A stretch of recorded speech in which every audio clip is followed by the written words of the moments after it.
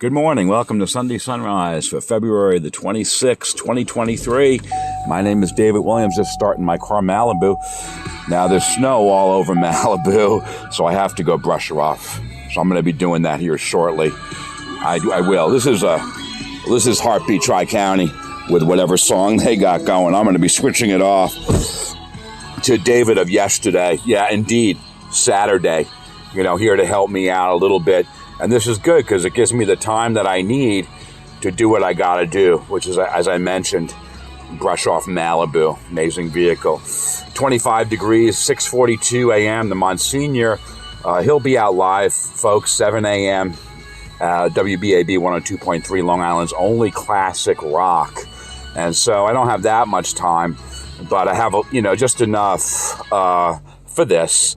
So let's try it out. Good morning. Welcome to the morning show. It's Friday. My name is David Williams. It's 7:23. Hey, 723. That's my birthday. Yeah, I'll be sick. Oh no, it's 723. It's not the 723 routine. Yeah, sometimes I do that. And talk about the gift that I received from my sister H down in Tennessee. The box of caramel popcorn that said Best Buy 72323. What will be, God willing and God hope, my 60th birthday. But yeah, that was a complete foul up on my part. And again, there have been some of those of late. But yeah, I'm just trying to, find the thing. Yesterday. Okay, here's the game that's afoot. On David of Saturday, David of Sunday Sunrise has asked me to do a favor. And it's no sacrifice. It's a privilege, an honor to help out if I can. Here's the game. To find out. Oh, by the way, the Monsignor show today, again, 6:43 a.m., it will be entitled Sacrifice, And so David Williams of the past explained. The Monsignor had a show entitled Sacrifice. He has one today. And so I'm going to my Songboard Sing. It's a Google document. And, well, maybe I should try the archive first. Yeah, the last time I did it, I think I had better success in one of the archives, one of the numbered archives. Let's see, 2 or 3. I think I'm going to go Sing Archive 3. And then go into Find and Replace. And it's just a word. Just type it in, That's right. So I'm going to Find and Replace, and then SACRIFICE, and then enter, and 22121, go. And then, however long that took. Maybe next time I'll do better. Time to wake up, everyone. It's the alarm. David of the past. Good morning. I'm in. Wake up. Welcome to Sunday Sunrise for the 21st of February, 2021. My name is David Williams. That was my alarm clock. It's 6:30. Wake up! Get out of bed! Drag a comb across your head. I'm going down to my car, Malibu. I'm in my apartment right now. And it's 6:30 in the morning. We'll be going down to my car, Malibu today. Monsignor Jim Long will be joining us with his show, Religion and Rock, from WBAB 102.3, Long Island's only classic rock. And we'll be picking him up via, iHeart streaming radio. And so I'm looking forward to it. Today's show is entitled Sacrifice. And I'll be right back. You're listening to Sunday Sunrise. All right, in time travel mode right away to start the day. Thanks to, again, David of yesterday, taking some time out to do some preparation. Malibu's windshield, back windows, side windows brushed off, warming her up. Thank you, David. All right, so that's it. I send it to you, David Williams of Sunday Sunrise tomorrow, and hope that's what you needed. Enjoyed it.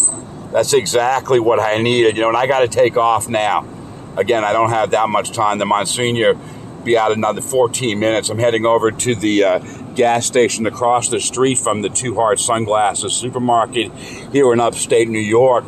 Christopher Cross here with this great song. Posted out there by Christopher Cross. We're going to ride like the wind to the gas station now.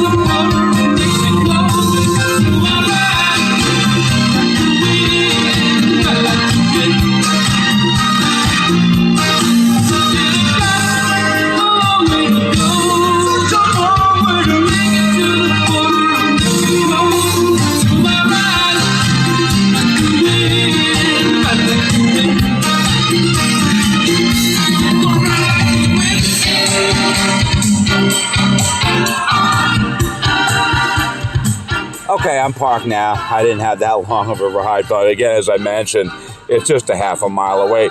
Billy Joel, and then bam, you bust into the great song by Billy. I'll be right back. You're listening to Sunday Sunrise. Okay, continuing now from the Two Heart Sunglasses Supermarket, and again, it's going to be a really great show. I've listened to previous shows, again, from 2021, 2020, entitled Sacrifice, and it's going to be a great show with some great tunes, you know. And yeah, I've listened to some of those, and well, let's see. In the past, there was a Tom Petty, and was it Heartbreakers? Not either way. Running Down a Dream. The Monsignor chose it in both of those years, and also a song by Genesis was played in one of those years. And of course, if you follow my show, you know of my love for Phil Collins, lead guy for Genesis. Talked about their really successful North American tour. The what's that again? The Last Domino? Yeah, The Last Domino. And there's a domino routine involving the pizza chain Domino's Pizza. And again, it would have been a great Super Bowl commercial for Domino's and for Genesis. A lot of money to be made by them. But again, all I asked for was a finder's fee at the time, for it being my idea, one of my bits that I have, many bits. And yeah, that's a great thing. And you can really extend it. For example, you can play the song Domino from the Genesis album Invisible Touch, but in the background, going on safari. Oftentimes I do that, head off into the jungle. And, there I am out there on the Serengeti Plains, and, well, there's a lot of wonderful things to do and see, animals running about, living their lives out there on the plains. And how about those meerkats, and Flower? You remember Flower? Okay, folks, I'm talking about Meerkat Manor. Sean Astin narrated it. Check it out. It's out there on YouTube somewhere. Now, last night after I had gone to sleep, a text from my brother Kay down there in PA. Again, he's not of the same mother, but he's my brother-in-law. I just call him my brother Kay, pretty much. And my sister Dee, who is born of my mom. My sister Dee also down there in PA. Now, last night, it was at Help for Dave, where he popped in, and he was just saying, Billy Joel, 1990 concert at Yankee Stadium is on PBS tonight. Thought you might like to know. Check your local listings. He's a great guy. My brother-in-law, Kay, letting all the people know at Help for Dave. Folks, if you'd like to be a member of Help for Dave or Real Help for Dave, its sister companion site, Facebook Messenger site, just send me an email, daverule40@gmail.com. Be happy to get you added to one or both of those. Now, my sister H down in Tennessee, she popped in to that comment and said, we watched that on YouTube on New Year's Eve. Epic! ! And again, I had already gone to sleep. However, I don't know about Yankee Stadium. They seem to always get all the glory, all the publicity, as Billy so states in, Zanzibar. Billy's a baseball fan as well. You hear him talk about it in his great song, Pressure. Again, there's 2 out and 3 on. Bottom of the 9th. Game 7 of the World Series. You're under pressure. But anyway, last ticket at Shea. Fantastic thing. I've talked about it before, particularly in regards to Sir Paul McCartney and his epic arrival at JFK. And the police cordon that took him north up to Flushing Meadows and the old Shea Stadium before, again, they tore it down and put in a parking lot. But no, that's fine. Citi Field is a fine home for the Mets. Okay, there it is, the alarm. Oh, darn, I'm sorry, folks. I forgot to turn that off, and my bad, late to WBAB 102.3, Long Island's only classic rock. And again, it's really an honor. Now, for whatever I missed, I'll go back. I'll make it up. I'll go back and circle back to the very beginning, the Monsignor's website, religionandrock.com. But I don't want to go there now. I want to pick it up, if I can, live from, again, iHeart 102.3. It's just more exciting if it's live. Plus, sometimes they don't exactly start at 7 sharp. They can be a few minutes, depends on scheduling. And I might be real late or just a little late, just a minute or so. So I'm actually trying to charge this thing up now. That there may be a commercial, again, a small price to pay for, getting it streaming via iHeart streaming radio. If not, I'm just going to start singing with Sir Elton John this great song. which, yes, was featured on previous shows, and happy to have it along. And all of Elton John's hits, happy to have all of them. Well, I'll never forget the time. It was October 2018. Faye and I at his show, Long Island's own Nassau Coliseum. Farewell, goodbye Yellow Brick Road. We are about a minute late. We're going to enter very quietly into the back, very quietly. Yeah, it's really pretty cool. We're in Lent now. The Lent story. I know. Well, you know what happens? Let me give you two positives. Okay. First of all, Lent ends, and boy, we're right in spring, right? Yep. Which is awesome. Like, I planted the seeds last week already. Okay. Like the tomato plants, the basil plant, I got everything going already. So, I mean, it's there. We're just about on there. We're just about coming into it. And number two, all of the things about Lent, you know what? They help us to grow. It's a great opportunity to expand yourself a little bit, get the soul going and growing a little bit, which is a great thing to do. But it's also nice not to suffer in silence, to complain, I gave up bread, I gave up this, so hard. Well, some of that stuff is really, it's amazing, right? I have friends who have restaurants who give up bread. I don't know how they do it. I know. But I like this extra thing, I like this, like taking on a little something. And right now in the world of, social media, they have all of these day-by-day things. A lot of priests are doing these, like every day, we'll send it to your email and you look at a little video or a little audio, thing. And it's a great thing. If I had the time, I'd do it for people. I think it's a great way to grow. This guy, Father Mike Schmitz, is doing something called a year, read the Bible in a year. Okay. The Bible in a year. Amazing. Very popular. So we're talking about sacrifice, ways we can grow, expand our mind. That's what it's all about on Religion and Rock today. I think everybody sacrifices in a lot of different ways. Like sacrifice has different flavors, right? Like parents sacrifice for their kids, driving us around like we're crazy people when we're little.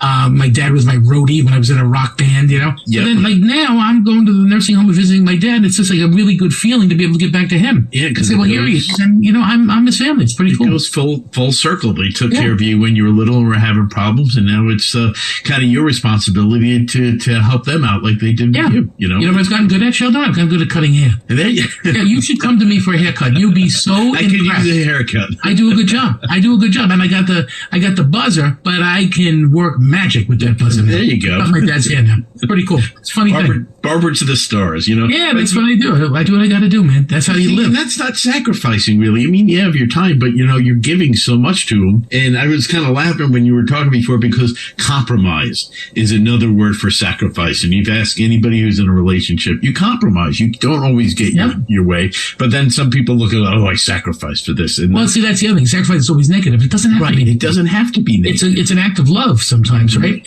Like, that's kind of what we have to look at today. The idea of an act of love being sacrificed, not always thinking about me, slowing down, let the guy on the parkway. Lots of little ways and big ways where we could actually give a little and grow a little. And that's really what it's all about. So that's what we're looking at on Religion and Rock today, the power of sacrifice and how sacrifice, when it becomes a way of life, actually changes us a little bit and helps us to be more joyful, helps us to be more positive. This world could use a few more positive people, by the way. If you'd like to get on board, we'd love to have you. So, I think that's part of what we have to look at in sacrifice. It can't just be about the negative. It's got to be about the positive. And that's what Lent really is. Ultimately, it's a positive thing. It's a thing that helps us to go and grow and stretch. It's kind of like a rolling pin rolling out the dough, and that's what we have to do. Allow ourselves to grow as we have a show today on the gift of sacrifice in our lives. To start us off, what you give.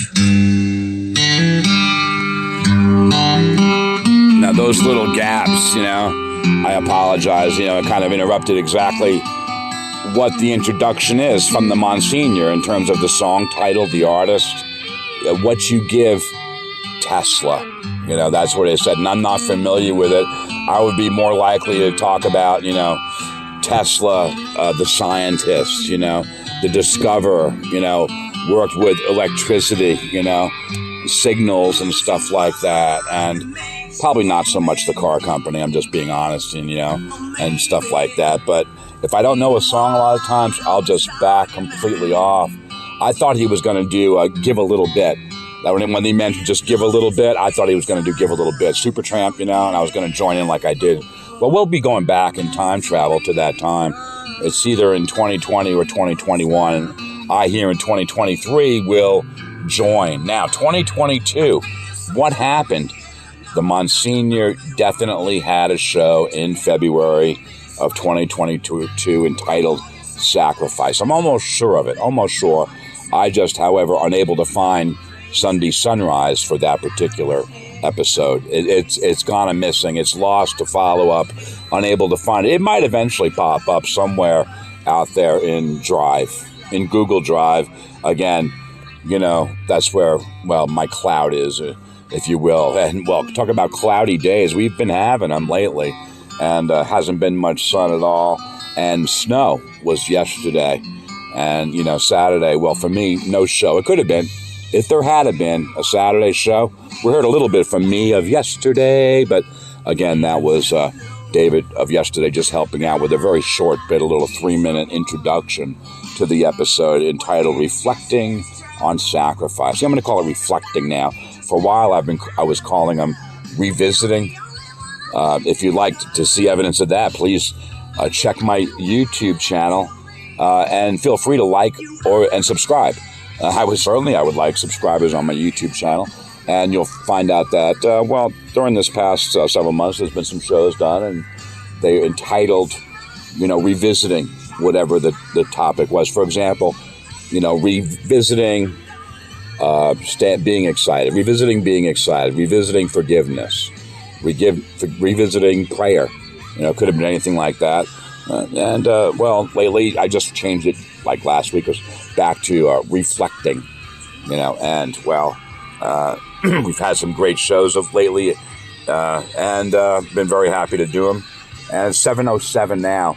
And I just mentioned the time that I might mention the aircraft, the Boeing 707, talk about, the initial days of early jet travel for commercial passengers, take you up into the 737 line of aircraft that I'm more familiar with from more recent times, and, talk about some of my flights or something like that, anything to bail. But just had some fantastic shows, and I talk about them when I get a chance to do so. And today, again, the Monsignor, he'll be reflecting on sacrifice, certainly the sacrifice of our Lord and Savior Jesus Christ, what he gave so that we all might live. I think the Monsignor will certainly mention that, the sacrifice of others. For example, people that have lost their lives in the defense of their country, like our country, America, sometimes given the last full measure of devotion. That's right, their lives in battle. And certainly we have been talking about, in current affairs, more David of the Morning Show, Monday through Friday, has been talking about Ukraine, 1 year on now.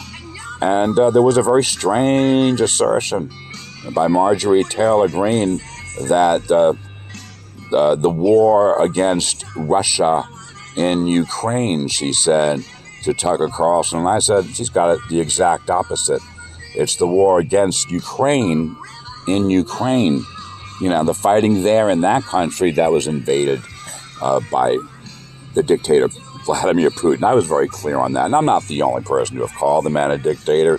Been in there, again, not a democratic society that they have over there. And the guy's been in power for, 20, 25 years. And, it's been very clear. Others have very clearly warned of the danger of this man, and now him of late, really stirring the pot over there. And now we have this new news story that the Chinese have offered to broker a deal or to get involved in it. The Secretary of State, Blinken, has been quite clear that there are some troubling concerns that we have about that as well, in terms of what's right and what should be, is really for just the Russians to leave the state of Ukraine, go back home, cross the border from whence you came, go back home, and then all good, problem solved, without any Chinese involvement at all. You see how simple that is? But of course, he'll want to save face, Putin. He'll have to be given something. Why is that? Why does Putin have to be given something for what he's done, which was wrong? And the fact that he's failed, should he be rewarded for that failure with some kind of brokered intervention by the Chinese, giving him territorial concessions when none are warranted in this case, clearly? And so, I'd sometimes, now Sunday's really more, a day of the Lord, a day of rest, a day of Sabbath. But sometimes if my heart feels, or if, in Dire Straits, now let me tell you about the band Dire Straits. Got some great tunes there, and sometimes that happens. But when I get into that kind of situation, I need to just do a little chat over it. And no disrespect at all to the band, currently playing. It's not what I'm intention. It's not what I hope not to be misunderstood. is just really to talk about 7-Eleven now. And, fortunately for me, I brought a cup of coffee from my apartment. There are no 7-Elevens up here, folks. However, when I did the show last weekend from down, you'll hear me talking clearly about going there from one of the many fine 7-Eleven locations on Long Island. I just won't tell you which exact one. It was close by the Balloon Heart Hotel. I won't tell you the real name of that particular hotel. That's a code. No, I don't have a cold. That's a code of a fine hotel in Suffolk County where, yes, I was there a couple of nights. And it was the weekend I went down to do the show in PA at my mom's nursing home. Well, I had a lovely day with Faye, and I was very happy she came along for the show.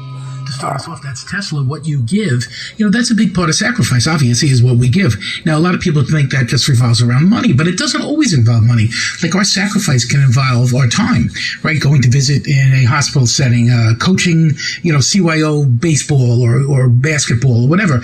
Those things take time. They take talent, not just money. So there's other sacrifices that we have in our lives that add up and make a difference and help make the world a better place. That's using our gifts really to serve God, right? And then the other things that we do sometimes, like if you paint well, painting a room in a Catholic school classroom, that's a great gift that really helps and saves some money, for a parish or for a school.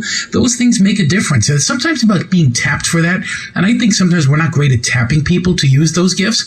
Other times it's about you coming forth and saying, hey, listen, I'm a plumber. And if you ever need help, I can run over one night and fix something that's broken. Like those things make a huge difference. Those sacrifices that you give, those gifts, if you will, in kind make a difference. That's part of what God is asking of all of us, and that's like at the root of really successful and holy sacrificing.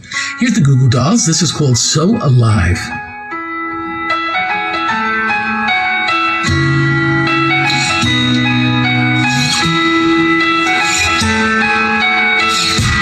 Feeling like a hero, but I can't fly. No, you never crash if you don't try. Took it to the edge, now I know I'm never gonna live if you're too scared to. Gonna disconnect from the hard wire. Time to raise a flag for the ceasefire. Staring down the hole inside me. Look at you there, making peace with the enemy.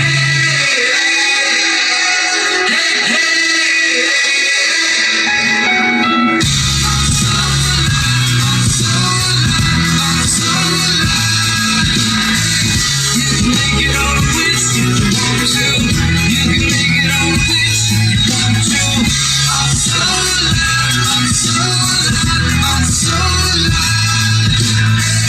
You can make it on a wish. You can make it on a wish if you want to. Open up my heart like a shotgun, blinded by the light of a new sun. Get up, get up, get out, get done. For the first time I feel like someone. Breaking down the walls in my own mind, keeping my faith for the bad times. Get up, stand like a champion. Take it to the world, gonna sing it like an anthem.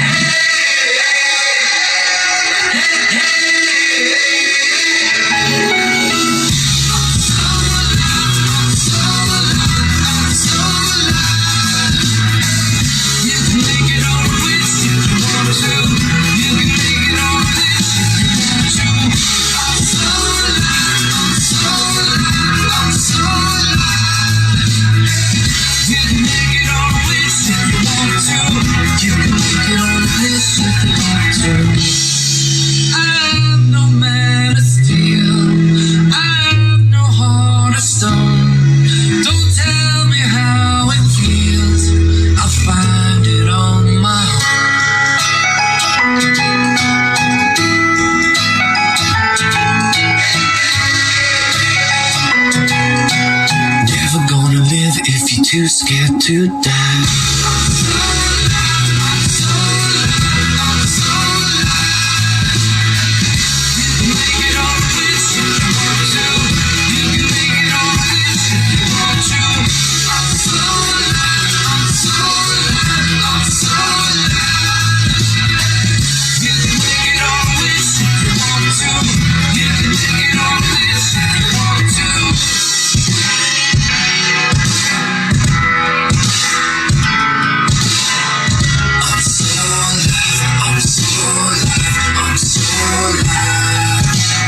it really is invigorating to be able to give. And there's a good feeling that comes from that. I don't know if you've ever done it. It is a great feeling when you're able to give to somebody or something in such a way. I met somebody, it was a weird day I had. I met somebody who gave me $100 bill. And they said to me, Monsignor, give this to somebody who you meet who's in need. And I said, okay, I will. I'm going to guy who has just come to this country, who doesn't really have anything, just trying to figure out life. He was looking for some direction, figuring out what was going on. He just kind of was speaking to me in broken English. And then when we were leaving, I said, oh, I have that $100 in my pocket. And I said to him, hey, listen, do something really good for yourself with this, okay? Get some clothes or whatever you think you might need. And the guy just broke down, gave me a hug. You know, and it wasn't even my money, right? I was just passing. I was the middle guy. That kind of stuff is the stuff of life, right? How God puts people in our lives and calls us to be the middleman sometimes. And that's a great gift too, to recognize that. You know, it's invigorating, it's exciting, and it sets our faith on fire and calls us to do it again and again. That's what's really cool about that. Hey, the Temple of the Dog is next. Here's Hunger Strike.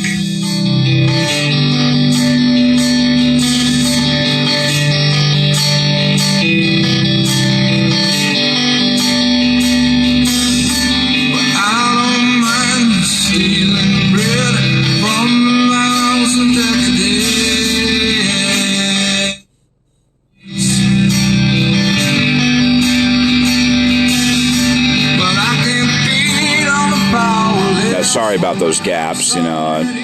I just haven't really, I don't really understand why it works like that, but it does at iHeart.com. Not that I'm blaming them. I thank them. You know, it's really just a privilege to be able to do the show and hop along, hitch a ride, you know, and, you know, to have it on my show about 18 minutes after 7 now.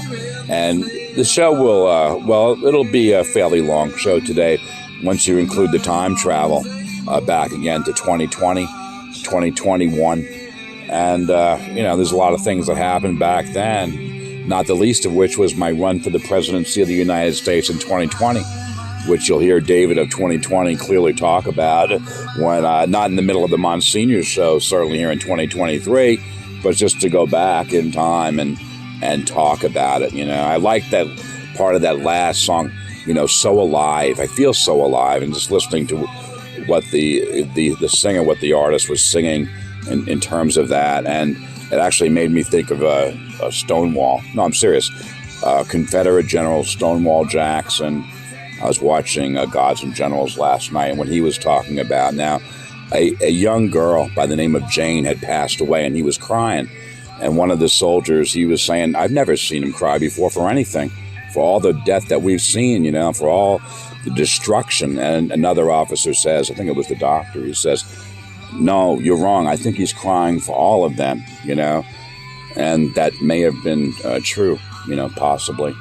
But certainly he was very touched, you know, that the young life was lost, that he had befriended. And, you know, and it's a long story, but just to say, wow, I mean, so alive. So they asked him about this thing, and in terms of why he doesn't fear. And he says, well, because of my faith, because of my belief in my Lord and Savior Jesus Christ, and that he understands that his time will come when the Lord decides, you know. So he doesn't worry in battle about all the missiles flying by, the bullets and everything.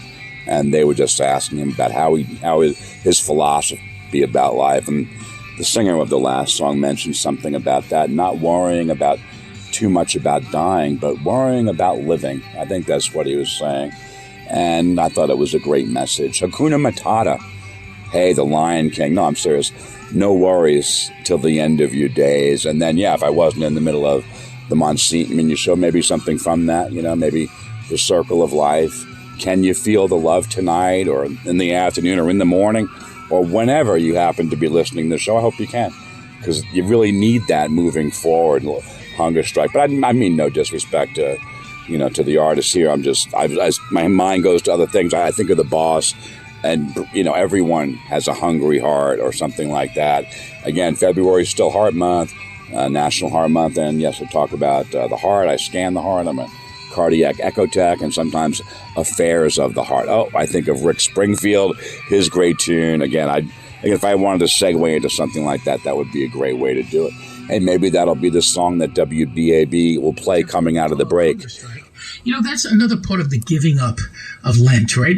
I'm not a big Lent fan because of the giving up, I don't want to give up anything that goes in my mouth, but there's something interesting about that. People who give up candy, people who give up like something they really love for all of Lent.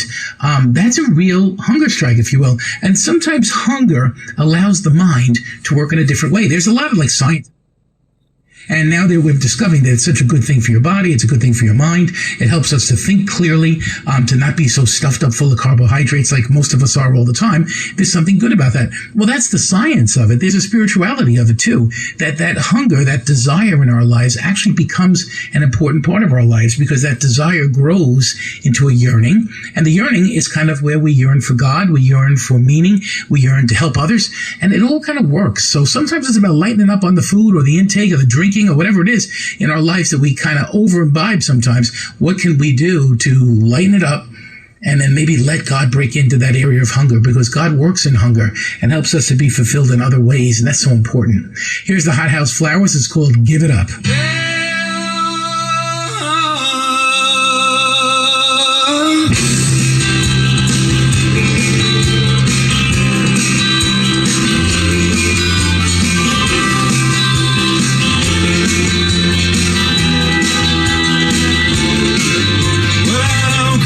To face, come to understand myself. Clean out all the old cobwebs, clean out your books from the shelf. The song is inspired by good manners too. Doing good for others, sing amazing grace to you, yeah. It doesn't really matter if you're jumbled up inside, as long as you know that love is endless and the world is wide.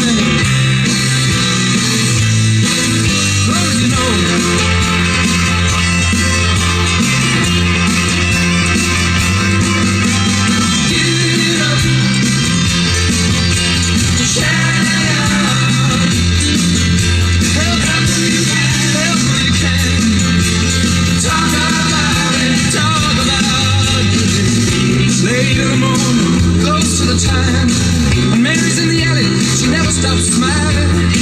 Always live to see her, she means a lot to me, but I know she's got a hard time gonna make it be. Give it up, shout it out, whenever you can. I know you can. Talk about it, talk about it.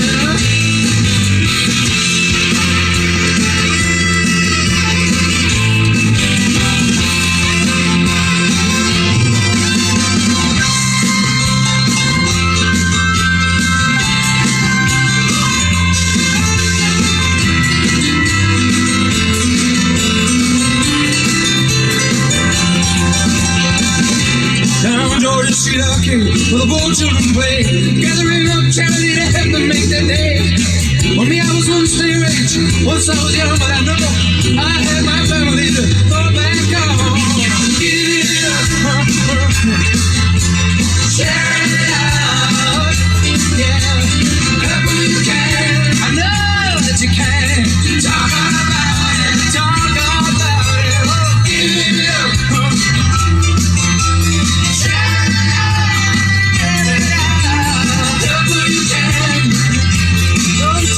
Talk about it, talk about it. Don't be shy, don't be shy. No, give it up, share it out, share it out. Talk about it, talk about it. Give it up.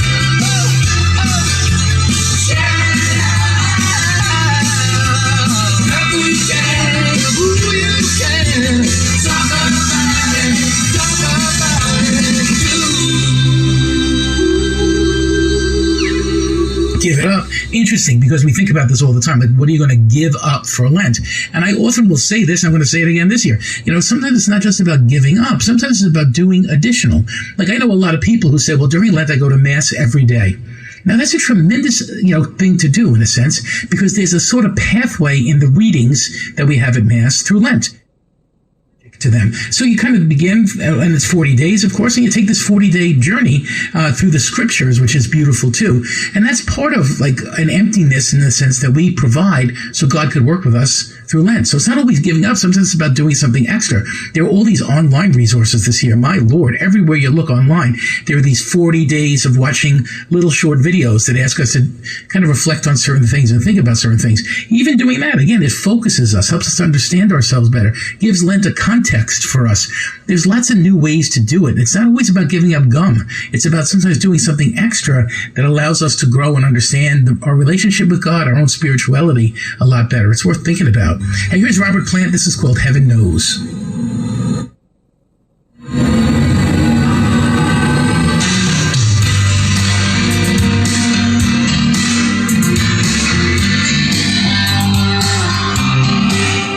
Heaven knows what causes those gaps. I apologize for them. Of course, Robert Plant. I sang Sea of Love, Honey Drippers. Again, the wedding song of my sister Dee and my brother Kay down there in PA. Absolutely. And Faye told me that my brother Kay was talking to her and that he said he appreciated that. And so you're welcome. Absolutely. If my brother Kay is listening, then this one. And of course, do a lot of stuff from Robert's solo career. Sometimes A Big Log, Sometimes, other tunes from his, that one comes to mind because of There Is a Fallen Tree, on the North Shore of Long Island that has been dubbed The Big Log. It's for Faye and I.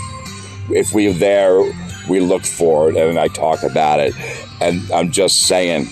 But yeah, and also a lot of songs, Led Zeppelin, all the time on the show. Talk about different tunes and stuff like that. Talked about the Stairway to Heaven lawsuit. Congratulations to the surviving members of Led Zeppelin on their victory in that particular lawsuit. Talked about the time when it was iconic guitarist Jimmy Page who, blamed Phil for ruining Stairway to Heaven.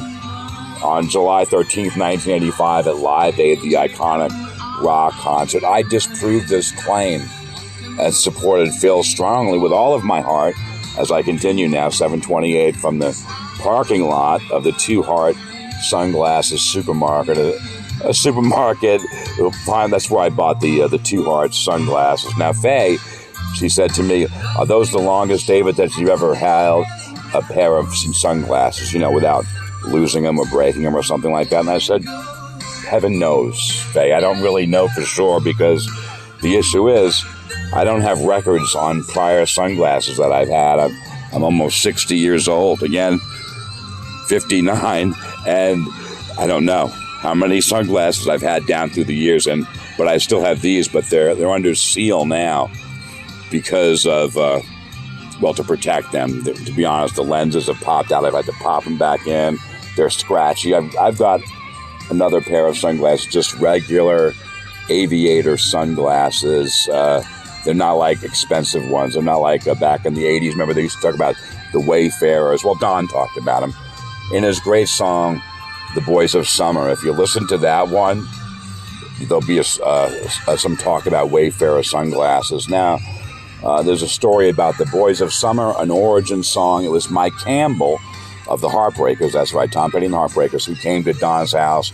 It was a dark and stormy evening, you understand. And he came there with a demo tape and the cassette player. So Don was doing his new album and he needed some material. And Don said, come on in, Mike. Let's see what you got. And Don sat there, at one end of a long table, Mike at the other end of a long table. He hit the play button and out of it, some great guitar riffs, from, the Boys of Summer. Here's where I should go, wah, wah, wah. Just make up some stuff anyway. And Don, very, impassive, kind of a poker face kind of guy, Don Henley. And he said, thanks, Mike. I appreciate that. I'll tell you what, I'll give you a call and I'll let you know. And Don called. It reminds me, that all of the sacrifices sort of have an effect, right? All of the sacrifices of this world, all of the in this world, which is all of us on one level or another, I hope and I pray, it all adds up. Heaven knows that we're sacrificing. And there's something great about that because it helps the world to sort of be a more loving and compassionate place. When we do the slightest things sometimes, that kind of stuff is known by God. And there's something about that. The other day, and again, I had to think this up for the show, but it's true. Like somebody let me get into the lane, getting on the parkway the other day. And they had to slow their car down to let me in, That little gesture, right, is probably long forgotten in their mind, but not in mine and not in God's. The little things add up and they matter. So heaven does know those little sacrifices. A commitment to do those every day makes a big difference. Because think about if the entire world did those little niceties every day and they started to add up after a week or two, you'd see a change on earth. Think about it. You'd see a change on earth over the simple things like that. That's how things begin to happen. So no one of us may be, asked to do something crazy, gigantic in the world of sacrifice our lives. I mean, that's a very unique sacrifice, a unique moment. But everybody's asked to sacrifice a little bit of their comfort, a little bit of their schedule for somebody else. And when we do that, it starts to add up and makes a big difference. Hey, I'm Monsignor Jim. You're listening to Religion and Rock. We're talking about sacrifice today. Here's Rush, Free Will. I choose free will right over the gab. Yes, I choose to join them in the singing of it, and that's my choice. Sometimes I say nothing at all and stay completely silent. Sometimes I talk over this entire song without any problem. It's not that long of a song, but sometimes I choose to crank it up and join them.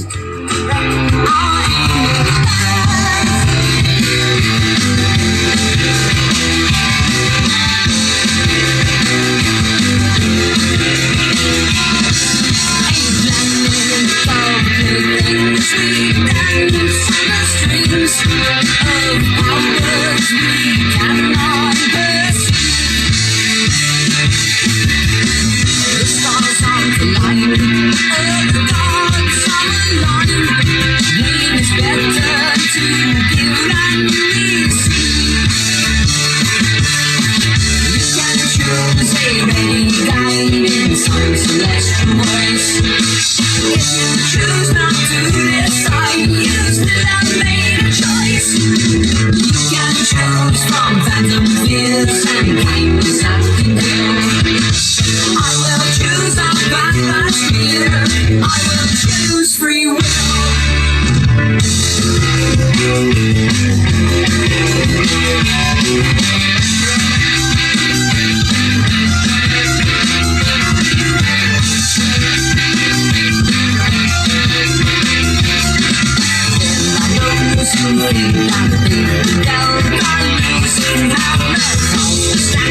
Against them, they were born in love.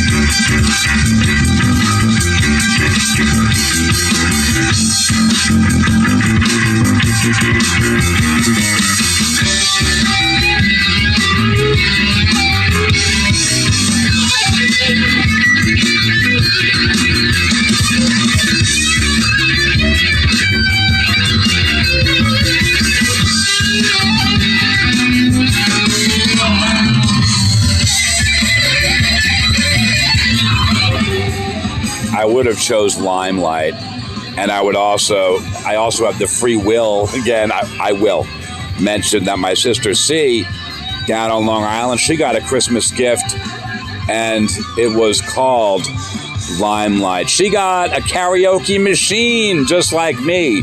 I got the JYX S55 karaoke machine from my mom. I just want to make mention. I love you, Mom, if you're out there listening. I really appreciate it. It's really made a difference in my life, since I got that gift. It's like, one of the greatest gifts ever. And I've been having a lot of fun of it, including Faye says, don't call it a show, call it a performance. So at the performance at my mom's nursing home down there in the Scranton area, it was essential. I would say it was essential that it be there. And, to be involved in the, Rush right here, I don't really want to rush this. I want to slow it down, slow it way down. And so that's what I'm going to do. I'm just going to slow down and crank it up.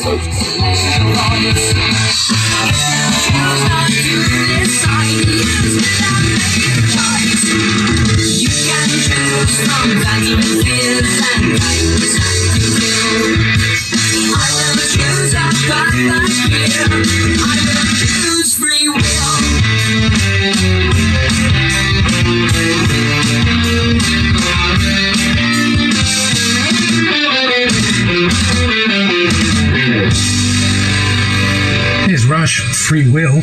Interesting. That's part of our life. Freely, that's part of sacrifice in its purest sense, right? That we give freely to the other in some way. And parents, I think, are the best example of that, right? How they've sacrificed for us. And all they really wanted for us is for us to have a better life. And 99% of the time we had a better life because our parents sacrificed for us. But there's also a time in your life, I'm kind of living it now, where you can sacrifice for your parents, where you can kind of give back. My dad's 88 years old now. He's in a nursing home, but I'm able to go visit him a lot. I visit him almost every day.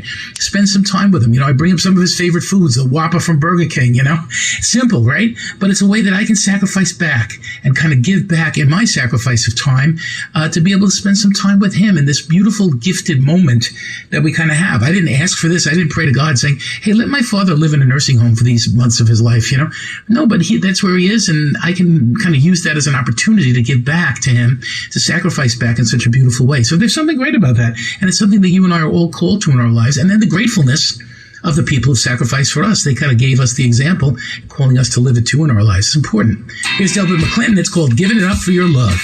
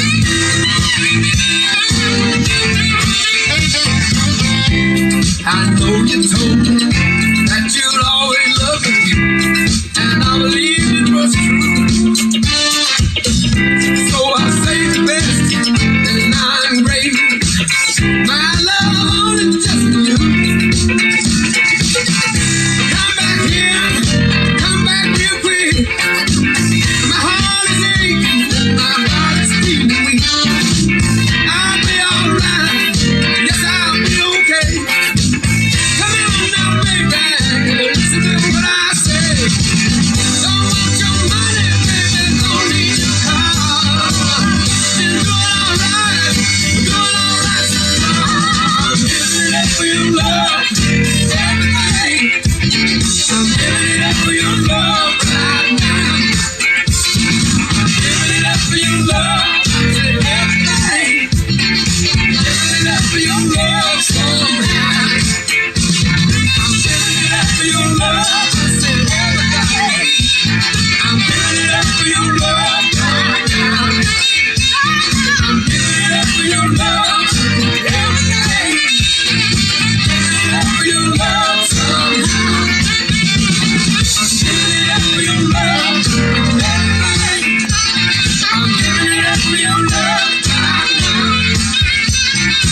get a little off track, right? We give up things for the love of another person, but we want something back, right? Well, I did this for you, so give me something back here. You did this for me. Now I want some. Give me something. That kind of, quid pro quo way of living life, a lot of people do. It's really not fair, right? It takes the joy, it takes the spirituality sort of out of sacrifice. Hey, I got you these tickets to this event. Now I want you to get me this. Like those things that, the scoring is really tough, right? We have to live life without scoring. We have to live life without saying, I called you last. Now, why didn't you call me? Life has to be a little bit lighter than that. We have to be able to say, hey, I don't care if I called last. I'm in the mood to talk to this person. I love this person. I don't want to speak to them. There's something great about that, to be able to be that open. It says, yeah, it's never going to be like that. It has to be much freer than that. It has to be much more open than that. That allows a relationship to be true. That allows sacrifice to be real. So that it's not payoff here and payoff there, back and forth. But it's just a sense of being that makes all the difference in the world and helps people to really grow in their love for each other. And ultimately, again, in our love for God, which matters so much. Here's the Rolling Stones. It's called Saint of Me.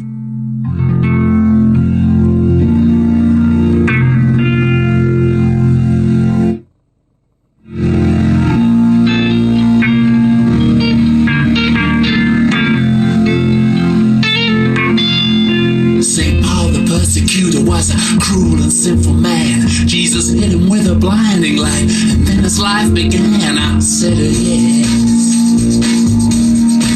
I said yes. Augustine knew temptation. He loved women, wine, and song, and all the special pleasures. I'm doing something wrong. I said yes. I said yes. I said yes.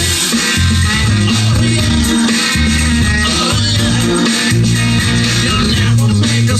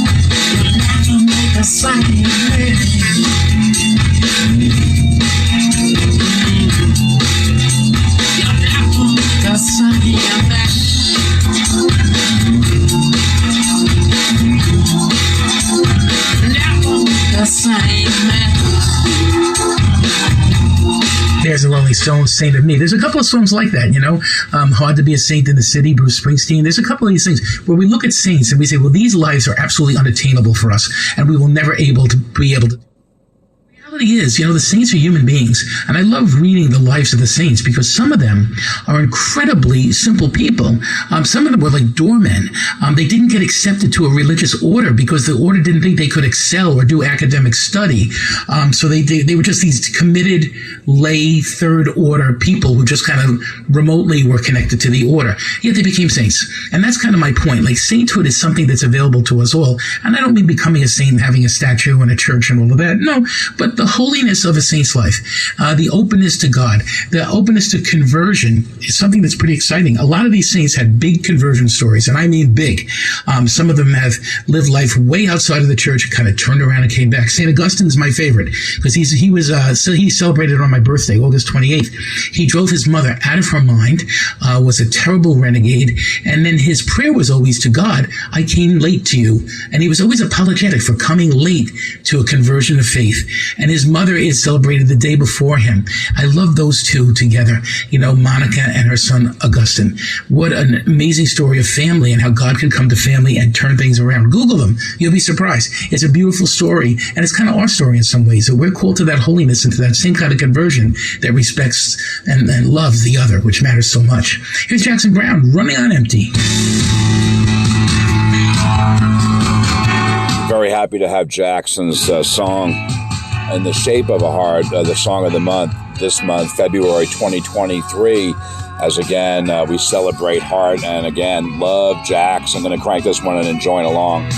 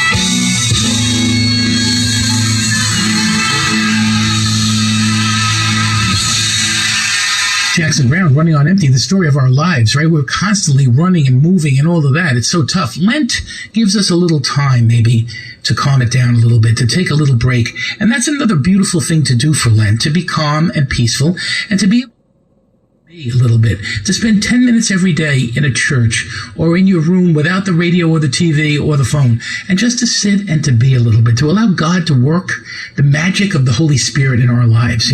That's how it happens a lot of times. Creativity usually comes from silence. In my own life, I know I have to be creative a lot, and you know what? I kind of find it in the silence. I don't find it in thinking things through as much as I find it in sitting in silence. Silence is the doorway, I think, to so much in our lives. And when we have to sacrifice, it's also that reflection on the sacrifice and why we do it that gives the context, right? It's not like we're just doing this to say, I don't even think about it. No, we're doing it because we have thought about it. We thought about it because that's what God is asking us to do, to reflect on the things we do and to live lives in an exemplary way. That makes all the difference in the world. Here's Joe Walsh, One Day at a Time. Joe Walsh, fantastic artist, both his solo career as well as his work with the Eagles. I love to join in with songs by Joe. I certainly do, like a Life of Illusion. Sometimes a Life's Been Good, or Rocky Mountain High, and many of his great tunes. So I'm just going to crank in and join in.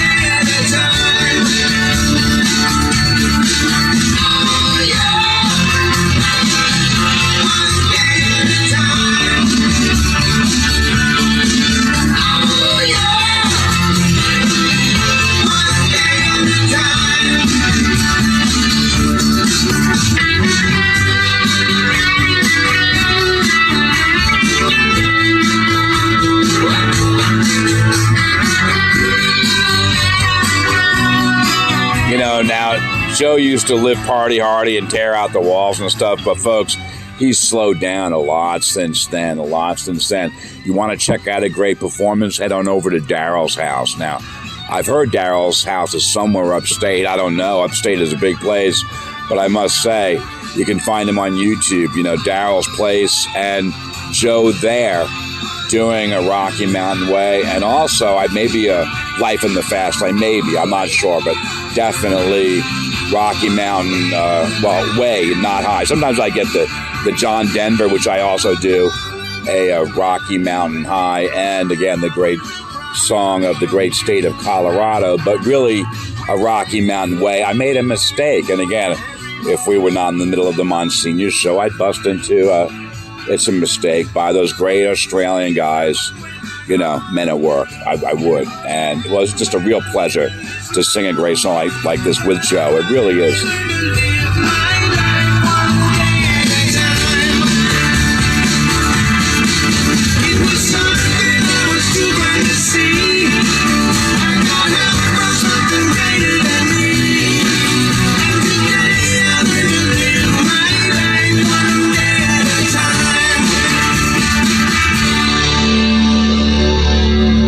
Joe Walsh, One Day at a Time. Not just if you're in a step program, a 12-step program. Nope. It's all of us, right? To live our lives one day at a time, to not be worried about the future to tomorrow. I mean, you plan for that, but you can't always plan, can you, for the future? So it's about trusting in God, sacrificing for the other guy, and recognizing that God's going to take care of us ultimately. We have to live one day at a time. We have to live a more peaceful life. Lent is that rhythm that will help that to come. So enjoy Lent, Don't let it be the anti-meat time. Yeah, but let it be a great time of growth for you, a time where you can recognize the power of sacrifice in your life and the people who sacrifice for you. You've been listening to Religion and Rock. It's hosted by me, Monsignor Jim Vaughn, and it's engineered and produced by the great man of sacrifice, Stephen Chaldone. Have a wonderful week, everyone, and don't forget, say a prayer.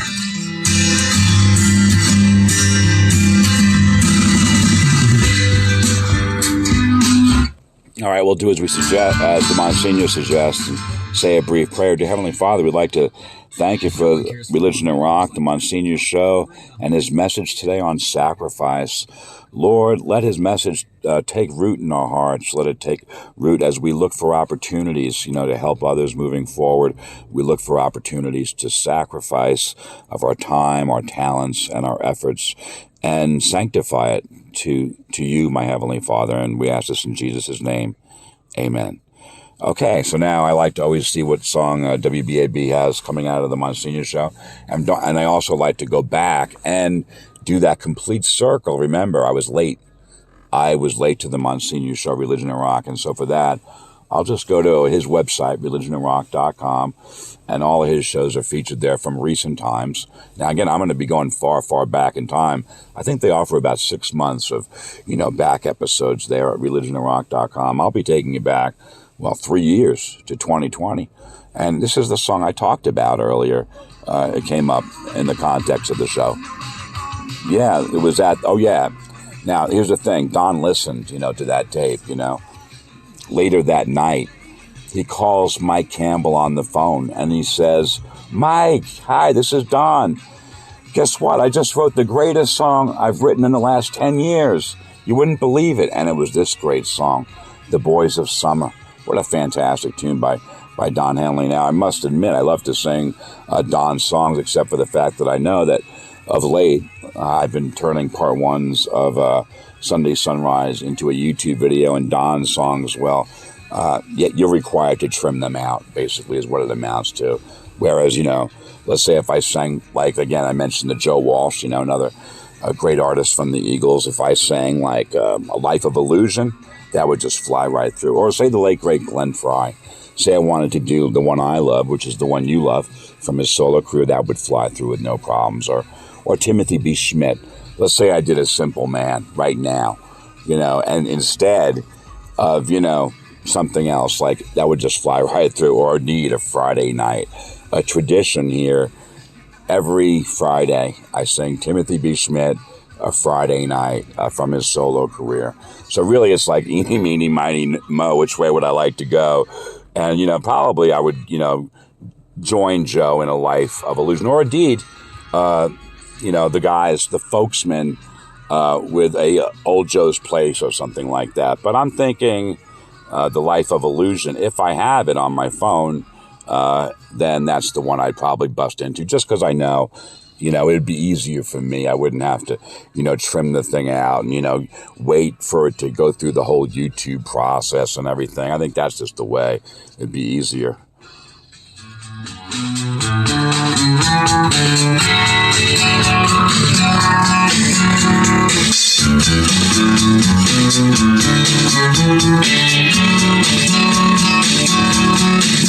Sometimes I can't help but feeling I'm living a life of illusion. And why can't we let it be and see through the hole in this wall of confusion? I just can't help but feeling I'm living a life of illusion.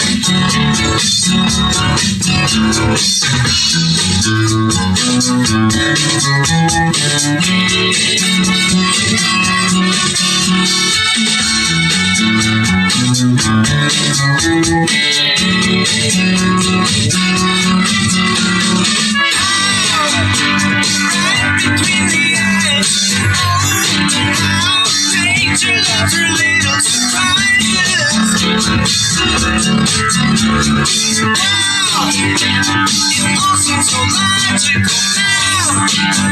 It's just one of her better disguises. And they come on, nature loves her little surprises.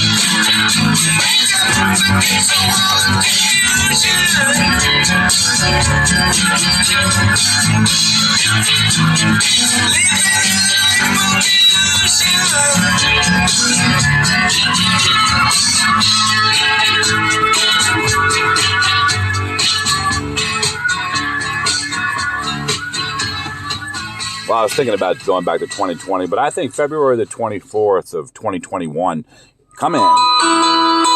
Wake up. Good morning. Again, there's been an attack on people being awake, led by, again, the governor of Florida, Ron and his antics, DeSantis. I favor being awake and woke. I could read the letter from Roseanne Manfredi of Bayshore, Long Island, where she says, I am woke and proud to be so. But David Williams of the past is now waking up with the alarm clock. Get up. For the 21st of February, 2021. My name is David Williams. That was my alarm clock. It's 6:30. And in just a moment, well, we're going down to my car in Malibu. I'm in my apartment right now. And it's 6:30 in the morning. We'll be going down to my car in Malibu today. Monsignor Jim Vallone will be joining us with his show, Religion and Rock, from WBAB 102.3, Long Island's only classic rock. And we'll be picking him up via, iHeart streaming radio. Yes, as I already did. Or different, different ethnicities. It could be a different normal than therefore. Some people say it could be different even based on sex, male versus talking female. about normal values for various parameters ethnicities in the health systems and the biohealth industry. It's statistics, the morning show, a little bit of discussion there. This past week, I believe it was following my strain lecture by S. With Phillips. Strain. I was talking Strains about to speak of the global, left ventricular longitudinal global strain and its meaning. We're not going to do that right now. I'm making the transition into, something. iHeart.com and WBAB. Now, we'll probably be joining another radio station already in progress. That might happen. That one's called if you're early. Plug Into Long Island. And there'll be a short ad. If you're too early, you might actually plug into Long Island. You're right. And there might be some interesting conversations, some good radio talk show, and important concepts. And we're going to listen to these people talking about it in terms of, I think his name's Chris. Is it Chris Berger? I think it, let's see what. I believe that marked the money. Yeah.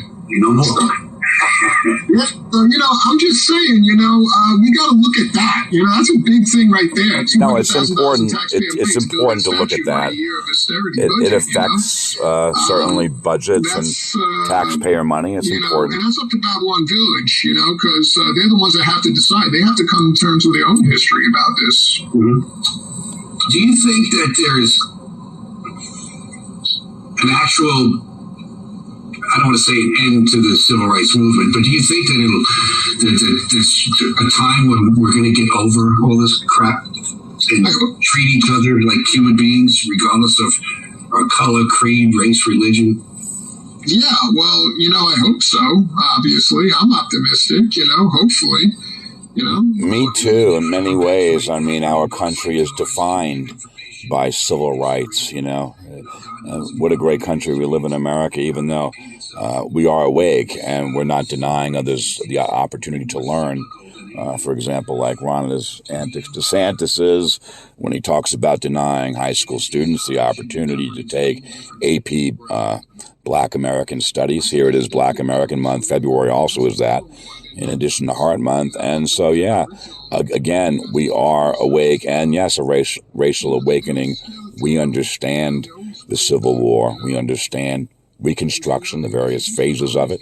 We understand Jim Crow, discrimination, ways in which it was dealt with in the past, various laws that have been passed, decisions by the United States Supreme Court concerning it.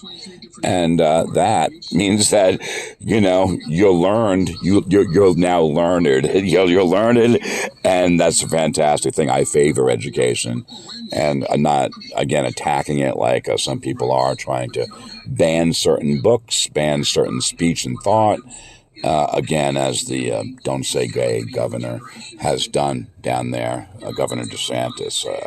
So, yeah. It's the Black History Month, and all the voices that came along to bring it to this. Well, you got to install it into them that it's not far from them. It's in their backyard. I think that's a big factor right there because, when a lot of kids, they do Black History Month, they associate things from another part of the country. Civil rights happened in the South. We're going to learn about Martin Luther King and George Washington Carver, Well, what about Long Island? You had a lot of this in Long Island. Absolutely. What about Long Island and civil rights on Long Island? Definitely an excellent point, man. Lost the signal on my way over darn. to our sunglasses supermarket. That's David Williams of the past, folks. Again, you're listening to him in Time Travel Mode in February 21. Yeah. That reminds me of a great song. It's the way it is, by Bruce. Yeah. A song that speaks of civil rights. Absolutely. The song, it mentions directly in the song, they passed a law back in 1964 to give those who ain't got a little more. That's called the Civil Rights. They won the highest Medal of Honor in France for their fight. Not so much in America, but, Got it back, Thank heavens, because otherwise he was going to have to do a fairly long talk over regarding Bruce Hornsby's career, the way it is, and other historical events. And he was bailed out because the signal returned. Racism in World War I especially. Then you have like Solomon White. If you're a baseball fan, you got Solomon White. The first black baseball league in the whole country was formed in Babylon Village in the Argyle Hotel. And one of the players was Solomon White. Solomon White, he was the first black player to be on a white team. Years before Jackie Robinson desegregated the teams and desegregated baseball. So stuff like that is kind of lost in history. People know that we were making progress and we started falling backwards again. People have to have an understanding of this historical awareness and understand that these heroes are in their own backyard. My feeling is that racism isn't something that you innately have when you're born. It's something that's taught. Would you agree with that? Oh yeah. No one's born racist. You're taught that. It's definitely 100%. So you being a teacher and a historian, You have to be carefully taught. South Pacific, Rogers and Hammerstein, and then bam, you bust into that particular number from South Pacific or any other number from Rogers and Hammerstein, Lerner and Lowe, or what have you. But yeah, South Pacific, maybe Some Enchanted Evening, or Younger Than Springtime. Absolutely, right out of that, and then right back into it, Horrible. The apple doesn't fall far from the tree sometimes. So I think the best way to put this is, what can someone do to, reflect that, to reflect these views that are not racist and not bring them onto your kids? Well, the first thing is having a conversation. Just having the conversation about, like, there is this thing called racism. Not ignoring it. That's right there. Historical awareness is key, And the other thing is you have to identify the trends in history. You have to know the trends in history so it doesn't repeat itself as part of the historical awareness factor. And, this is geared towards the adults mainly, but having an understanding that civil rights progress is not a political thing. It's an American thing. I think that's key right there, because so many people have political party allegiances. Yeah. Their views of America is, and some people's like, well, civil rights is that party, No, civil rights is America. The progress of civil rights is America. It is not owned by a political party. And I think that's a big factor right there, because that's what's holding us back on a lot of progress. I would take it a step further and say it was humanity. Yeah, oh no, of course, yes, humanity, yes, definitely, hands down. Because let's face it, while we had our slavery and the crap going on over here, we all know what happened over in Europe. Yes. If you're tuning in, it's 102.3 WBAB, 106.1 BLI. It's plugged into Long Island, and we're talking to Chris Verga, who is the author of several books, a historian and a teacher. His latest effort is the Civil Rights Movement on Long Island. Chris, with the couple of minutes that we have left, what do you hope that people learn from your work? I just want to create the conversation. That's it. I just want people to know that civil rights is an ongoing process that is going on here as well and has gone on here. And I just want to create the dialogue, just the dialogue and the sense of historical awareness. That's really it. Because I think that's key. Once people realize that it happened in their backyard and these struggles are still going on in their backyard, that'll create a conversation. And believe it or not, that's how change can start. Just something as simple as just a conversation.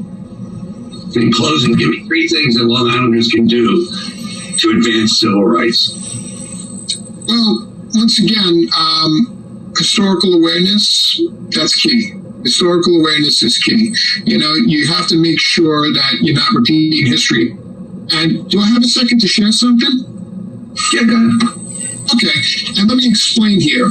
So I was on Facebook, and there was a friend of mine from back in the day, and he's got very strong views about immigration, and he's an Italian. And let me explain this for a second. He's saying all this horrible stuff about the immigrants coming over. And I actually had a document I found in the historical archives of what the Klan said about Italian immigrants coming over. And I took a picture of it and posted it in response to his article. And he's like, yeah. I'm like, and he was like sitting there going, yeah, this is all true. And I'm like, what's funny? I actually chopped off what the part was, because they were talking about Italian immigrants. You're saying the exact same thing the KKK said about Italian immigrants. You're saying that about Spanish immigrants now. Can't you see it's a trend? Can't you see that this is perfect circle? They're saying this about your grandparents, and now you're saying it about another group. Yeah, and man, we can talk about this for days. It's very interesting, and you're a world of information, and it's a shame we only have the time that we have, which is pretty much up. Where can people find out more about you and your books and stuff? You got a website or something like that? Well, yeah, you can go. Barnes & Noble has my books. Amazon has my books. Those are the most, common places. So that's about it. I got the World War II book coming out February 22nd. It's Homefront, World War II, Long Island. That's a great book. It talks about the complicated history Long Island had with World War II and the proud history we had with World War II. So that comes out. That's History Press, and that will be in Barnes & Noble and Amazon on February 22nd. Very good. Congratulations on your publications. Thank you for spending the time with us and shedding some light on a very important situation in our culture and in our world. And keep up the good work. And hopefully this will light the candle under some people's butts and make sure that they communicate with their children and their neighbors. We also need to erase this crap. Definitely. It's 102.3 WBAB, 106.1 BLI. This is Plugged Into Long Island. You've been listening to Chris Verga, author, historian, and teacher about the civil rights movement on Long Island. Thanks for listening. Enjoy the rest of your Sunday. Good afternoon. Would you like to try a free sample of our double fudge brownie? All right, David Williams, That was really a cool of the past. David Williams interesting. of the past. I'm going to get back to you in just a moment, but I do want to complete that circle. This is the Monsignor's opening from today. Again, February the 26th, 2023. We'll pick it up from his website, Religion and Rock.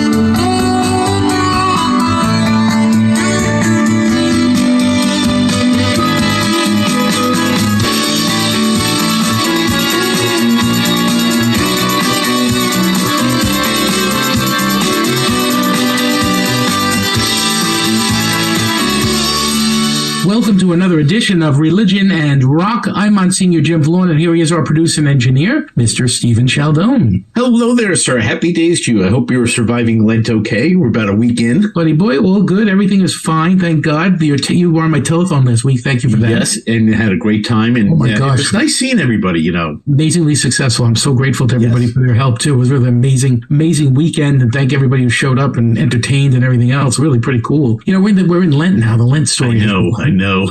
But you know what happens? Let me give you two positives. Okay. First of all, Lent ends, and boy, we're right in spring, right? Yep. Which is awesome. Like, I planted the seeds last week already. Okay. Like the tomato plants, the basil plant, I got everything going already. So, I mean, it's there. We're just about on it. We're just about coming into it. And number two, all of the things about Lent, you know what? They help us to grow. They so it's do. a great opportunity to expand yourself a little bit, you know, get the soul going and growing a little bit, which is a great thing to do. But it's also nice not to suffer in silence, to complain. I gave up bread. I gave up this. Oh, Yeah. so hard. Well, some of that stuff is really, I mean, it's amazing, right? I have friends who have restaurants who give up bread. I don't know how they do it. I know. I mean, but I like this extra thing. You know, I like this, like taking on a little something. And right now in the world of, social media, they have all of these day by day things. A lot of priests are doing these like every day, you know, we'll send it to your email and you look at a little video or a little audio, thing. And it's a great thing. If I had the time, I'd do it for people. I think it's a great way to grow. You know, this guy, Father Mike Schmitz, is doing something called a year, read the Bible in a year. Okay. The Bible in a year. Amazing. Very popular. So we're talking about sacrifice, ways we can grow, expand our mind. That's what it's all about on Religion and Rock today. You know, I think everybody sacrifices in a lot of different ways. Like sacrifice has different flavors, right? Like parents sacrifice for their kids, Yes. driving us around like we're crazy people when we're little. My dad was my roadie when I was in a rock band, you know? Yep. And then like now I'm going to the nursing home and visiting my dad. It's just like a really good feeling to be able to get back to him. Yeah, And 'cause say, it well, here he goes- is. And, you know, I'm his family. It's pretty It cool. goes full circle. They took Yeah. care of you when you were little and were having problems, and now it's kind of your responsibility to help them out like they did Yeah. with you. You know, You know what I've gotten good at, Sheldon? I've gotten good at cutting hair. and there you. Yeah, you should come to me for a haircut. You'd be so I could impressed. use a haircut. I do a good job. And I got the buzzer, but I can work magic with that buzzer. There you go. I got my dad's hair now. It's pretty cool. It's a funny thing. Barber to the stars, you know. Yeah, that's what I do. I do what I got to do, man. That's how you See, live. That's not sacrificing, really. I mean, you have your time, but you know, you're giving so much to them. And I was kind of laughing when you were talking before because compromise is another word for sacrifice. And you've asked anybody who's in a relationship, you compromise. You don't always get Yeah. your way. But then some people look at, oh, I sacrificed for this. And Well, see, that's the other thing. Sacrifice is always negative. It doesn't have to right, be. it doesn't have to be negative. It's an act of love sometimes, right? Like, you know, that's kind of what we have to look at today. The idea of an act of love being sacrificed, not always thinking about me. Slowing down, let the guy on the parkway. Lots of little ways and big ways where we could actually give a little and grow a little. And that's really what it's all about. So that's what we're looking at on Religion and Rock today, the power of sacrifice and how sacrifice, when it becomes a way of life, actually changes us a little bit and helps us to be more joyful, helps us to be more positive. This world could use a few more positive people, by the way. If you'd like to get on board, we'd love to have you. So, I mean, I think that's part of what we have to look at in sacrifice. It can't just be about the negative. It's got to be about the positive. And that's what Lent really is. Ultimately, it's a positive thing. It's a thing that helps us to go and grow and stretch. It's kind of like a rolling pin rolling out the dough, you know, and that's what we have to do. Allow ourselves to grow as we have a show today on the gift of sacrifice in our lives. To start us off, this is Tesla, What You Give. And that's exactly where we left off. We've now completed the circle. So I just toss it back to David of the past. Come in. Can you hear me? Can you hear me? Story here on my phone says that Woody Harrelson rambled on Saturday Night Live concerning weed and anti-vax conspiracy theories and other things. That's not the way I'm going with it, folks. We got great tunes coming up. Supertramp, Genesis, Tom Petty, all from February of 2021 in time travel mode. So here we go. Well, I better say something, because I was, left hanging out. And there was no sound. And if there's no sound on the program, well, to me, that's not a good thing. Yeah, I got to fill it up with something. So I mentioned the Bruce Hornsby song, The Way It Is. Now, as I said, they passed a law in 64 to give those women got a little more, and that was the 1964 Civil Rights Act, passed, of course, under the administration and the leadership of Lyndon Johnson. Now, some people didn't think Lyndon Johnson would be strong on civil rights, given the fact. Well, they were wrong about that. David Williams of the past, he was strong, again, 64, 65, the Voting Rights Act, giving people the right to vote. In 1965, think about that. Before that, rights, not so much rights. That he came from Texas. He was very strong on civil rights, and he was committed to following through on the things that were begun under JFK's administration, and that was one of the big things. And there was a lot of problems. Believe me, won't you believe me? In the early 60s regarding I believe you, David, civil rights in our country. Past, I did. And that was really one of the first big steps. And so many things I could talk about there.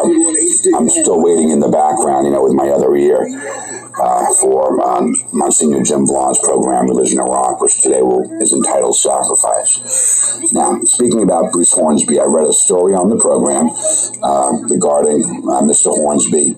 And see, that's what he does. He just kind of stalls, and then he'll tell some kind of anecdote that he read in a story somewhere. Could have been online, And well, there's many great sites for great stories on rock and rollers like Bruce Hornsby. Might have been Ultimate Classic Rock, and then so the stall just involves the retelling of it, and then moving forward. Anyway, this is really exciting. Okay. In my apartment now, earlier part of the show in Malibu at the Two Hearts Sunglass Supermarket, just about a half mile away. And here he is, Billy Joel. No, I'm not even going to bust him. Although, again, I might like to. My landlord, M, he's home. So I better not, better not do it. So I'll just continue. David Williams of the past. As Mr. Hornsby described, cheering the very fact that the President of the United States was killed. Yes, he did. Welcome to another edition of Religion and Rock. I'm Monsignor Jim Vaughn. Here he is, our engineer and producer, Mr. Stephen Sheldon. Hello there, sir. Good day to you. How are you doing? I'm doing well. How are you doing? So you shaved your beard off, Sheldon. Santa has gone back to the North Pole. Now, how long have you had that particular beard? This beard I started last May, right around Memorial Day. So 8 months. Okay. I'm glad you got rid of it. It feels nice to have it gone, but Any of you out there who are fans of Jerry Garcia, you will understand. That's what he looks like. He does not look like Santa. No. Another story for another day. But it is, our show is about sacrifice. It is a sacrifice because I shave my beard off in the winter and I have it in the summer. Okay, so that's it's kind of a tough. I was outside shoveling snow and it's a little cold on my face right now. You have a TV appearance coming up too because you're going to be on a telethon. Mm-hmm. It's the 27th and 28th, right? Yep. So you're going to be on, and then people will be able to see you. You'll be clean shaven, looking beautiful. And I'll look like my normal self. Well, you look like George Washington. You gotta get the haircut. We'll have to buy that. The haircut will happen. Yeah, it'll be good. Now, I was thinking the other day, my mom actually used to do this. She said, hey, we're having breakfast for dinner all the time when I was a kid. And I never knew that was because they had no money. Mm-hmm. But it was because the money had run out. And I think my parents did the same thing. Yeah. I remember that, and it was a big, exciting thing. Yeah, but they had a way of doing this. Like, our parents sacrificed for us. And yet, it was because of practical stuff. So we're looking at sacrifice today as a gift of love, and how we can be those people who sacrifice for one another out of love for one another. I think God calls us to be sacrificial in our own way. To give up a little bit for the other guy. And it happens sometimes. You get that opportunity, right? I know recently, somebody gave me some money, and I said, I'm going to pay a month's tuition for a kid in one of our Catholic high schools. That's sad. You're notorious for doing that. And what happens with you is you give up the money, and you get money right back to do something else again with. Well, that's my old one of those great things with like Dr. Bill's story. Because I always call him $100 bill. Because when we saw Dr. Bill back at St. Mary's in East Side, so he'd give me $100. And I would go out and I'd spend that $100 like it was on fire on kids. And we'd go out for pizza, or I'd buy something for the youth group or kids in the school. And then I'd be darned if that money didn't come back again and again, Sheldon. It was incredible. You know, when you give something up, you know, a little sacrifice here and there, you know, gets it right back into your pocket again. I think that's the lesson to learn. You know, the lesson to learn that, like, when we give, we receive. And sometimes when we give, like, we get actually more than we've given. Yes, you know, I do that with the Santa. Everybody's amazed, but I get more out of doing the Santa gig than I think, you know, the kids get out of it. They do enjoy it a lot, but I mean, for me, I get a lot more for it. You know? And Sheldon sometimes is Santa's helper. Like, he goes around on the holiday and helps, you know, families and stuff by helping Santa. So that's a cool thing. And I think it's a beautiful way to kind of make a difference, you know, to a lot of people. That's kind of a cool idea. We all got to find something. And I think that's part of what we're looking at today on Religion and Rock. Like, how do we find the sacrifice that works for us, right? I mean, and all of us in some way or another has to give back. I mean, life is really, like, pretty boring if you're not giving back anyway. We have to be entrepreneurial. We have to be philanthropic. Like, we have to figure out, like, how do you give back? We're not talking about millions of dollars here, but sometimes it's time. It's sometimes it's a simple little thing. But those sacrifices make a difference. Our parents did it for us. They never thought twice. And what did they really want? They just wanted us to have a better life. And what happened all the time? We had a better life. So we know it works. And that's what God's asking for of us and to us today. So it's all about sacrifice on Religion and Rock. To start us off on the show about that, we have Supertramp. This is called Give a Little Bit.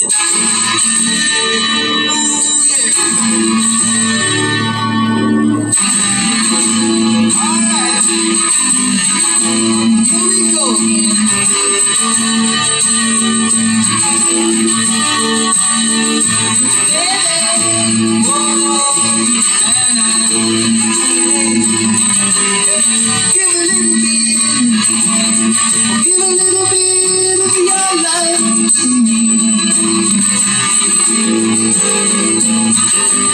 I'll give a little bit. I'll give a little bit of my love to you. There's so much that we need to share. So send a smile and show you care. I'll give a little bit. I'll give a little bit of my life for you. So give a little bit. I'll give a little bit of your time to me. See the man with the lonely eyes. I'll take his hand and be surprised.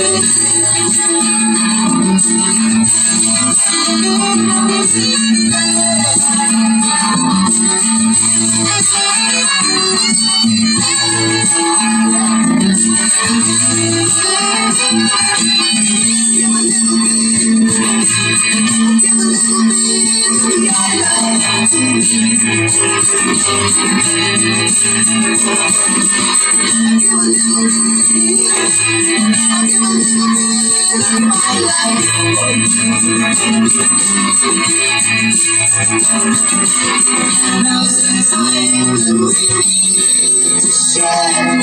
So find yourself on our way back home.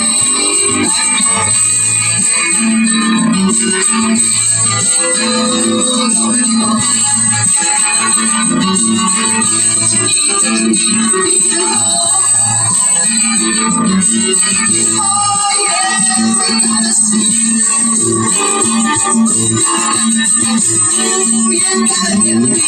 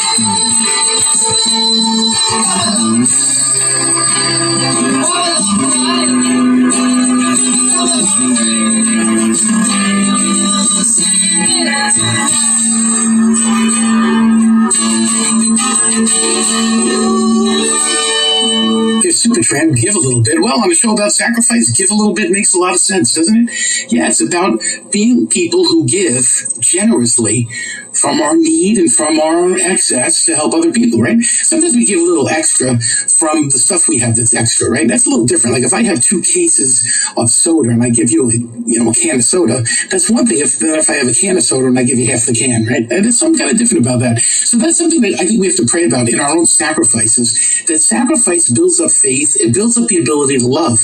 Because when you love somebody, you sacrifice for them, right? You sacrifice time. You sacrifice other people that you could love. There's a lot to it. So that connection is an important connection we have to look at in our lives. That sacrifice from our want, from our own desire, helps build up that gift of love and the depth of faith in our lives. So from where are we giving? From our excess or from our want? And sometimes it's the want that really helps us to grow. So it's really worth thinking about that and reflecting on that in our lives every single day. That's for sure. And here's Genesis, throwing it all away.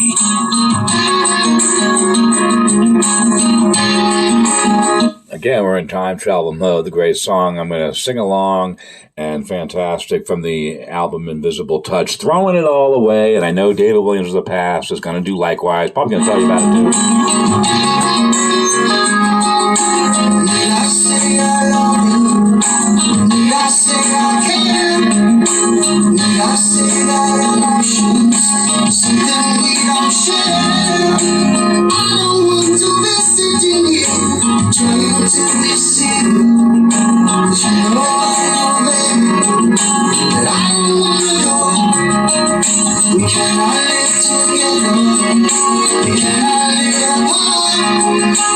That's the situation. Made it from the start. Every time that I look at you, I can see the future. 'Cause you know I know, baby, that I don't wanna go.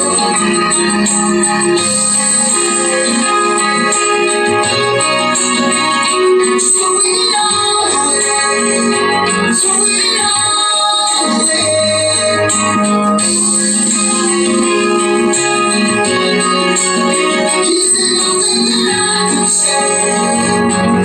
To make you change your mind, I watch the world go round and round. You see mine turning upside down.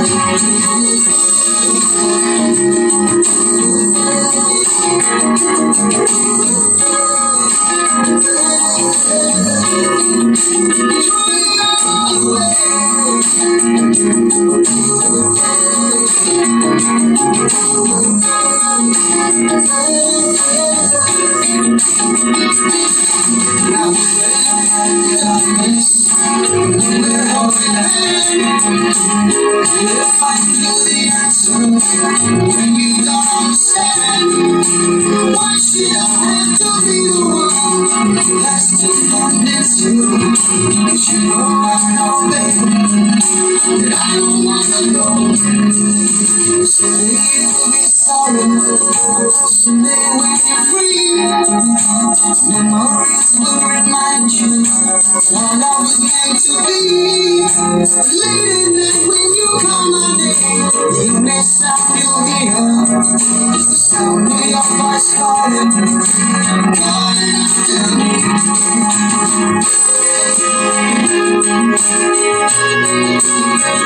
So we are,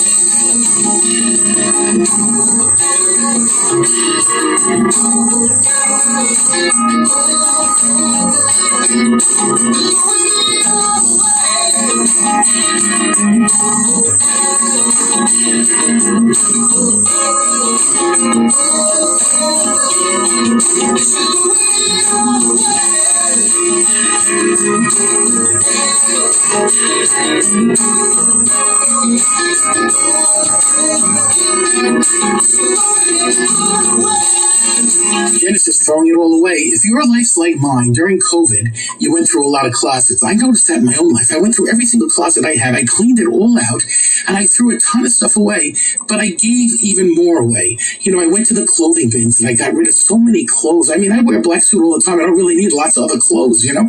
I kept some, but not everything. And it's something good about that, lightening our load a little bit. How many things do we need in our lives? And they can get in the way, all of those things. So sometimes it's about the hard work that it takes to let go of things, to be able to say, you know what, I'm moving beyond this. I don't need to keep this forever. Like, why am I keeping all of these things? It just doesn't make any sense. Lightening the load can be a huge help in our lives. I can remember I had like 3 or 4 boxes of Christmas things. My life is such, I don't even have time to decorate for Christmas usually. So, like, I might put up a card or I might put up a little baby tree that somebody sends me, a live one, but the rest I don't have time for. So let's give this to a family that can really use it and spread it around. It's about spreading our own wealth sometimes, that God can enter into our lives and help us to kind of focus a little bit and recognize that those sacrifices add up and they make a difference. Here's Tom Petty, Running Down a Dream. I'm going to join this like a dream come true. I'm going to join David in the back. That's Tom Petty. Beautiful day, sun beat down at the Rio. I was driving, trees went by, me and Del were singing a little runaway. I was flying, yeah, running down the dream. Never would come to me, working on a mystery, or wherever it leads, running down the dream.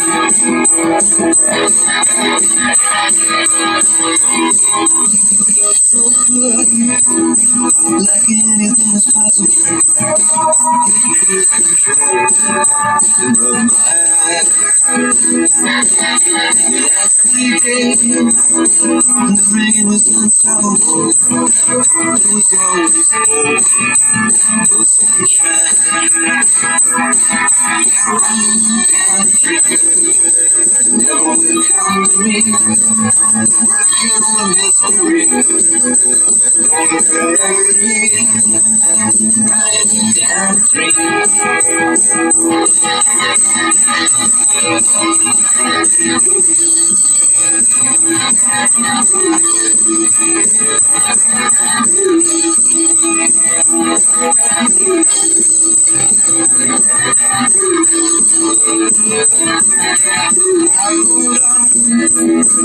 The sky grew dark, I put the pedal down to make something shine. There's something good waiting down this road. I'm picking up whatever is mine. I'm running down the street, never will come to me.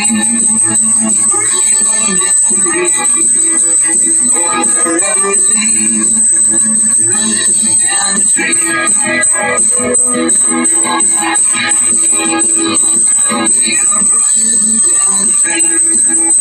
Never will come to me. Working on a mystery, going wherever it leads. Running down the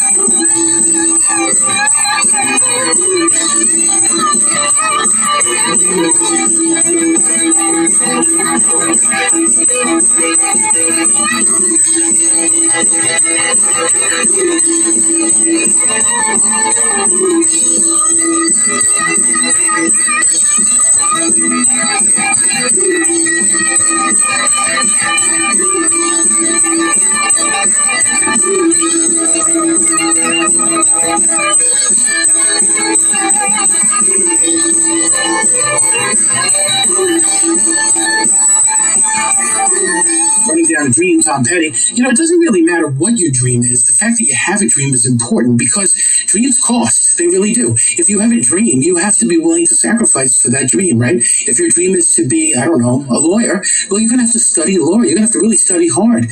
If your dream is to be married with children, you're going to have to work hard to be a good dad with children, or a good mom with children, or a good wife or husband with children.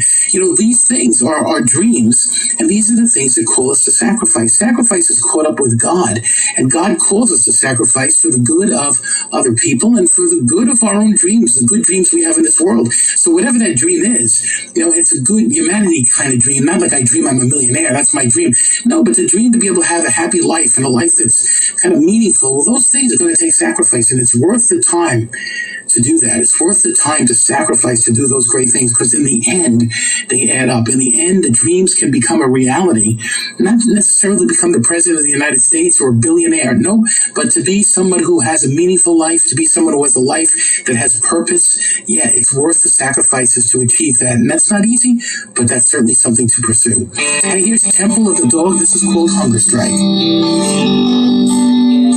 Now again, I didn't sing it earlier today, so I don't think he's going to sing it. He's going to start talking away.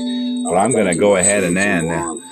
We'll pick you up on the flip side in part 2, David Williams of the Past, from right out of there. This would be a good place to just end part 1. And thank you for listening to part 1 of Sunday Sunrise. I hope you'll continue to listen to part 2. Have a great day.